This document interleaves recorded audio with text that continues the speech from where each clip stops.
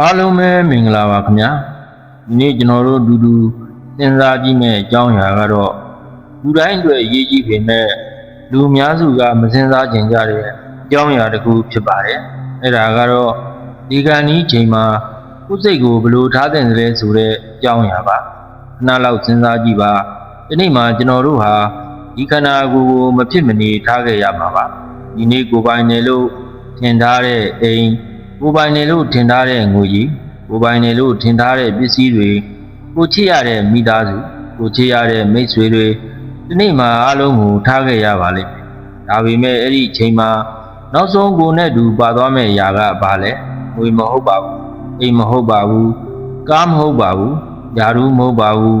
နာမည်ကုန်တဲ့လည်းမဟုတ်ပါဘူးနောက်ဆုံးအချိန်မှာကိုယ်စိတ်ထဲမှာဖြစ်ပေါ်နေတဲ့ခြေနေဟာလွန်ရေးကြီးပါတယ်ဒါကြောင့်ဒီနေ့ဒီဗီဒီယိုကိုဆုံးထိနားထောင်ကြည့်ပါဒီကံဤမှာနမိတ်သုံးမျိုးပေါ်ပါတယ်အဲ့ဒါကတော့ကမ္မနမိတ်မိမိတတန်တစ်လျှောက်ပြုလုပ်ခဲ့မှုသောကောင်းမှုကုသိုလ်သို့မဟုတ်မကောင်းမှုအကုသိုလ်ကံများကိုပြန်လည်မှတ်ရခြင်းရုပ်ရှင်ပြကွက်ကဲ့သို့စိတ်ထဲတွင်ထင်ဟပ်လာခြင်းဖြစ်ပါတယ်ကမ္မနမိတ်ကံဤအသုံးဆောင်များဘူကံကိုပြုလုပ်စဉ်ကသုံးစွဲခဲ့သောပစ္စည်းများပတ်ဝန်းကျင်နှင့်သုံးဆောင်များထင်လာခြင်းဖြစ်သည်ဥပမာတရားထိုင်စဉ်ကတရားခွေပူရမ်းစဉ်ကသင်္ကန်းကြောင်းကံသို့မဟုတ်မကောင်းမှုပြုစဉ်ကအသုံးပြုခဲ့သောလက်နက်ရက်ပလင်းစသည်တို့ဖြစ်ပါတယ်ဂရိနမိတ်နောက်ဘဝတွင်လာရောက်မည်ဘုံဘဝ၏ရေရောင်များသူတင်ထင်လာခြင်းဖြစ်ပါတယ်ဥပမာငရဲသို့ရောက်ရမည်ဆိုပါကငရဲမိလျံများနတ်ဘုံသို့ရောက်ရမည်ဆိုပါကနတ်ဘုံနန္ဒန်များလူဘဝပြန်ဝင်စားမည်ဆိုပါကအမိဝံကောင်းစသည်တို့ဖြစ်ပါတယ်အထူးသဖြင့်ဒီကံဤမှာစိတ်မကြောက်အောင်ဘယ်လိုလေ့ကျင့်ထားရမလဲနောက်ဆုံးချိန်မှာဘာကိုအာယုံပြုတင်လဲကိုမိသားစုကဒီကံဤလူတယောက်ကိုဘယ်လိုစကားပြောပေးတင်လဲဆိုတာတွေကိုအစအဆုံးဆွေးနွေးသွားမှာဖြစ်ပါတယ်ဒီခါတလေကျွန်တော်တို့ဟာတည်ခြင်းကိုကြောက်နေကြတာမဟုတ်ပါဘူးတကယ်တော့မပြီးဆုံးသေးတဲ့ຢာတွေကိုဆွန့်လွတ်ရမှာကိုကြောက်နေကြတာပါပိုင်းတဲ့တည်ခြင်းဆိုတာကိုဘယ်လိုနားလည်မလဲလူတယောက်မွေးလာပြီဆိုတာနဲ့တည်ခြင်းဟာသူ့ဘဝထဲမှာအတူတကပါလာပြီးသားပါမွေးခြင်းရှိရင်တည်ခြင်းရှိပါတယ်ဖြစ်ပေါ်လာခြင်းရှိရင်ပျက်စီးခြင်းရှိပါတယ်ဒါဟာဘယ်သူမှရှောင်လွဲလို့မရတဲ့သဘာဝတရားတစ်ခုပါဗုဒ္ဓဘာသာမှာလည်းအနိစ္စတရားကိုအလွန်ရေးကြီးစွာသင်ကြားဟောပြထားပါတယ်ဖြစ်လာသမျှဟာပြောင်းလဲပါတယ်တည်ရှိနေသမျှဟာပျက်စီးသွားပါတယ်ဒါကြောင့်သိခြင်းဟာသဘာဝတရားနဲ့စန့်ကျင်တဲ့အရာမဟုတ်ပါဘူးသဘာဝတရားရဲ့အစိတ်ပိုင်းတစ်ခုပါဒါပေမဲ့ကျွန်တော်တို့အများစုကသိခြင်းအကြောင်းကိုနေ့စဉ်မစင်စားကြပါဘူးနောက်မှပေါ့ချိန်ရှိသေးတယ်တက်ကြီးမှစဉ်းစားမယ်ဆိုပြီးနောက်ဆုတ်ထားတတ်ကြပါတယ်ဒါပေမဲ့သိခြင်းကတော့မင်းစင်တဲ့ဖြစ်ပြီလားလို့မမေးပါဘူးချိန်တန်တဲ့အခါရောက်လာပါတယ်ဒါကြောင့်သိခြင်းကိုကြိုတင်စဉ်းစားခြင်းဟာမကောင်းတဲ့တွေးကိုမွေးမြူတာမဟုတ်ပါဘူးတကယ်တော့ဘဝကိုပိုတန်ဖိုးထားတတ်အောင်လေ့ကျင့်ခြင်းပါပိုင်းနဲ့ဒီကံဤမှာလူတယောက်ဘာကိုအများဆုံးစိုးရိမ်တတ်တယ်လူတယောက်ဒီကံဤလာတဲ့အခါစိတ်ထဲမှာတွေးတွေအများကြီးဖြစ်လာနိုင်ပါတယ်ငါသေးတော့မလားငါမိသားစုကိုဘယ်သူစောင့်ရှောက်မလဲငါလုပ်ချင်တာတွေမလုပ်ရသေးဘူးငါပစ္စည်းတွေဘယ်လိုဖြစ်မလဲအားပဲကိုသွားရမလဲဆိုတဲ့အတွေးတွေဖြစ်နိုင်ပါတယ်အဲ့ဒီအချိန်မှာကြီးမားဆုံးခက်ခဲတစ်ခုကတော့တွေ့တာမှုပါကိုယ်ခန္ဓာကိုယ်ကိုတွေ့တာခြင်းကိုယ်မိသားစုကိုတွေ့တာခြင်းကိုယ်ပစ္စည်းဥစ္စာကိုတွေ့တာခြင်းကိုယ်အောင်မြင်မှုကိုတွေ့တာခြင်းကိုယ်ဘဝကိုတွေ့တာခြင်းဒါတွေဟာလူတဘာဝအရဖြစ်တတ်ပါတယ်ဒါပေမဲ့နောက်ဆုံးအချိန်မှာတော့ထားခဲ့ရမယ့်အရာကိုမထားခြင်းပဲဖက်တွေထားလေလေ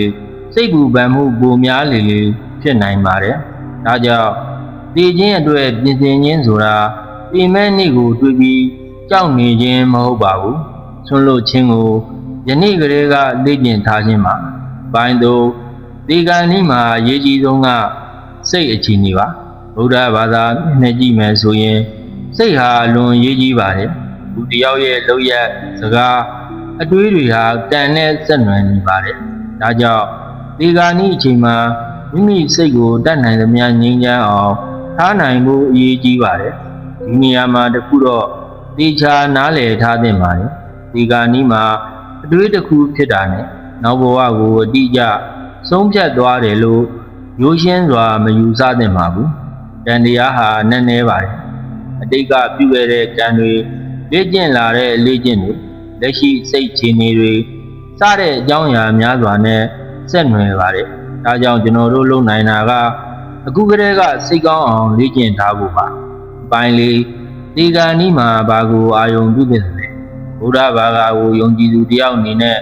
နောက်ဆုံးအချိန်မှာကိုယ်စိတ်ကိုငြိမ်းချမ်းစေမဲ့အာယုံတွေကိုအာယုံပြုနိုင်ပါတယ်ဥပမာတရားကိုအာယုံပြုခြင်းတရားကိုအာယုံပြုခြင်းတန်ခါကိုအာယုံပြုခြင်းမေတ္တာစိတ်ကိုပွားများခြင်းဒါနပြုခဲ့ဘူးတာတွေကိုပြန်လည်အောက်မေ့ခြင်းကိုပြုခဲ့တဲ့ကောင်းမှုကုသိုလ်တွေကိုအောက်မေ့ပြီးဝမ်းမြောက်ခြင်းစတာတွေဖြစ်ပါတယ်ရည်ကြီးတာကစိတ်ကိုကြောက်ရွံ့မှုစီမပို့ပဲငြိမ်းချမ်းမှုစီပို့ဖို့ပါဥပမာငါသေးတော့မယ်ဆိုတဲ့အတွေးကိုပဲထက်ကဆုပ်ကင်ထားမယ်စာအရာအလုံးဟာနှိမ့်စပါဒီခန္ဓာကိုယ်ဟာငါမြဲပိုင်ထားတဲ့အရာမဟုတ်ပါဘူးငါပြုခဲ့တဲ့ကောင်းမှုကုသိုလ်တွေကိုဝမ်းမြောက်စွာအောက်မေ့မယ်တရားတန်ခါကိုအာယုံပြုတယ်ဆိုတဲ့အတိုင်းစိတ်ကိုပြန်လည်တည်ငြိမ်စေနိုင်ပါတယ်အပိုင်းကမေတ္တာစိတ်ကိုဘာကြောင့်အာယုံပြုသင့်တယ်ဒီကံဤအချိန်မှာဒေါသမုန်းတီးမှုနောင်တကြောက်ရွံ့မှုတွေဟာစိတ်ကိုပုံမမငြိမ်မသက်ဖြစ်စေနိုင်ပါတယ်ဒါကြောင့်မေတ္တာစိတ်ဟာအရေးကြီးပါတယ်ကိုယ့်ကိုယ်မေတ္တာဖို့ပါကိုယ့်ကိုချစ်တဲ့သူတွေကိုမေတ္တာဖို့ပါကိုယ့်ကိုမုန်းတဲ့သူတွေကိုလည်းမေတ္တာဖို့ပါအားလုံးဘေးရန်ကင်းကြပါစေအားလုံးစိတ်ချမ်းသာကြပါစေအားလုံးဒုက္ခကင်းကြပါစေလို့စိတ်ထဲကနေဖြည်းဖြည်းချင်းပွားနိုင်ပါတယ်အဲဒီလိုလုပ်ခြင်းဟာတည်ခြင်းကိုရပ်တန့်စီမှာမဟုတ်ပါဘူးဒါပေမဲ့တည်ခြင်းကိုရင်ဆိုင်နေတဲ့စိတ်ကိုပုံမနူးညံ့ပုံမငြိမ်းချမ်းစေနိုင်ပါတယ်ပိုင်း6နောင်တတွေကိုဘယ်လိုထားခဲ့မလဲဒီကံဤအချိန်မှာလူတော်များများဟာနောင်တတွေကိုပြန်စဉ်းစားတတ်ကြပါတယ်ဒီလူကိုဒီလိုမပြောခဲ့ရင်ကောင်းမယ်ဒီလူကိုတောင်းပန်ခဲ့ရင်ကောင်းမယ်မိဘကိုကူးတိုက်ခဲ့ရင်ကောင်းမယ်ကိုချစ်တဲ့သူတွေကိုချစ်တယ်လို့ပြောခဲ့ရင်ကောင်းမယ်ဒီလိုတွေးတွေဖြစ်လာနိုင်ပါတယ်ဒါကြောင့်တည်ခြင်းအတွက်ပြင်ဆင်တာဟာအသက်ကြီးမှစလုပ်ရမယ်အရာမဟုတ်ပါဘူးဒီနေ့ကလေးကစလုပ်လို့ရပါတယ်မိဘကိုချစ်တယ်လို့ပြောပါကိုယ်ကိုနာကျင်စေခဲ့သူကိုခွင့်လွှတ်ဖို့ကြိုးစားပါကိုနာကျင်စေခဲ့သူရှိရင်တောင်းပန်ပါမကောင်းမှုတွေကိုရပ်ပါကောင်းမှုတွေကိုတိုးပါဒါဆိုနောက်ဆုံးအချိန်ရောက်လာတဲ့အခါငါဘာမှမလုပ်ခဲ့ရဘူးဆိုတဲ့နောင်တမျိုးနေသွားနိုင်ပါတယ်အပိုင်းကောဒီကံဤလူတယောက်ကိုမိသားစုကဘာပြောသင့်လဲဒီအချက်ကလွန်ရေးကြီးပါတယ်ကိုချေရတဲ့သူတယောက်ဒီကံဤအချိန်မှာမသေးပါနဲ့မသွားပါနဲ့ကျွန်တော်တို့ကိုမထားခဲ့ပါနဲ့လို့အော်ဟစ်ငိုယိုနေတာဟာသဘာဝအရာဖြစ်နိုင်ပါတယ်ဒါပေမဲ့ဒီကံဤလူရဲ့စိတ်ကိုပုံမငြိမ်သက်စေခြင်းနဲ့ဆိုရင်တန်နိုင်သမျှငြိမ်ငြိမ်သက်နေပြီးစိတ်မပူပါနဲ့ကျွန်တော်တို့အစဉ်ပြေပါတယ်တင်ပြုခဲ့တဲ့ကောင်းမှုတွေကိုအောက်မေ့ပါတရားကိုအာယုံပြုပါမေတ္တာဖို့ပါဒီအားလုံးကိုဖြည်းဖြည်းချင်းလွတ်ချလိုက်ပါဆိုတဲ့စကားတွေပြောပြနိုင်ပါတယ်အဓိကကတော့ကိုယ့်ရဲ့ဝမ်းနည်းမှုကိုသူ့စိတ်ထဲထပ်မထည့်ပေးဖို့ပါငိုချင်တာကိုနောက်မှငိုလို့ရပါတယ်သူ့ရဲ့နောက်ဆုံးချိန်မှာတော့သူ့စိတ်ငြိမ်းချမ်းမှုကိုဦးစားပေးလိုက်ပါပိုင်းရှိငါပစ္စည်းတွေကိုဘယ်လိုလုပ်မလဲဆိုတဲ့တွေ့တာဒီကံဒီမှာလူတစ်ယောက်ကဒီအိမ်ကိုဘယ်သူယူမလဲငွေတွေကိုဘယ်လိုလုပ်မလဲဒီပစ္စည်းတွေကိုမပေးလိုက်နဲ့ဆိုပြီးစိတ်ပူနိုင်ပါတယ်ဒါဟာလည်းတွေ့တာမှုရဲ့ပုံစံတစ်မျိုးပါဒါကြောင့်အသက်ရှင်နေစဉ်မှာပဲကိုယ့်ပစ္စည်းကိုကိုယ်ပိုင်တာတဲ့ကိုယ့်ပစ္စည်းကိုကောင်းမှုလုပ်ဖို့သုံးချနိုင်တာပိုရေးကြီးတယ်ဆိုတာနားလည်ထားသင့်ပါတယ်ဒါနပြုပါပူညီပါမျှဝေပါကုသိုလ်ပြုပါအဲ့ဒီလိုနေခဲ့ရင်နောက်ဆုံးချိန်မှာလဲ